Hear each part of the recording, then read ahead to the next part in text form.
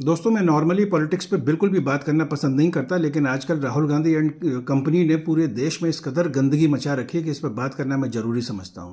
कल राहुल गांधी ने वोट चोरी के नाम पर जो प्रेस कॉन्फ्रेंस की और उसके अंदर हमारे chief election commissioner Gyanesh Kumar को जिस तरीके से अब्यूज़ किया और गालियां दी, वो उसने ये दिखा दिया कि ये आदमी यानी राहुल गांधी हमारा लीडर ऑफ अपोजिशन बनने के लायक नहीं है, क्योंकि उस स्टेटस की कोई भी कंटेंट या कोई भी बात इनके पास है नहीं।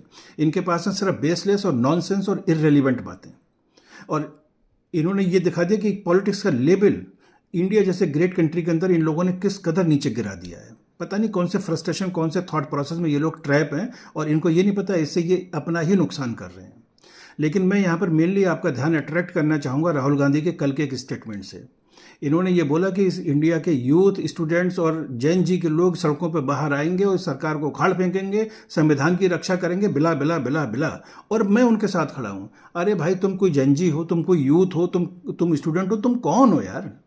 तुम एक 55 साल के बूढ़े आदमी हो जो अभी तक ये एक्सेप्ट करने को तैयार नहीं हो कि तुम 55 साल के बूढ़े आदमी हो गए हो।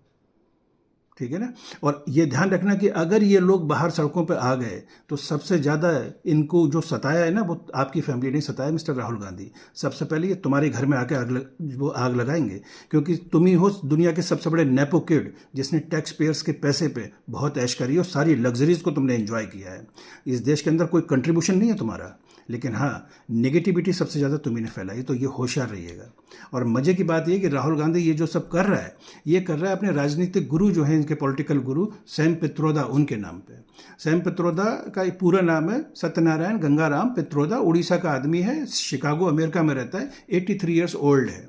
2009 में जो है वो इसको कांग्रेस की भारत सरकार ने पद्म भूषण के सम्मान से जो है वो सम्मानित किया था।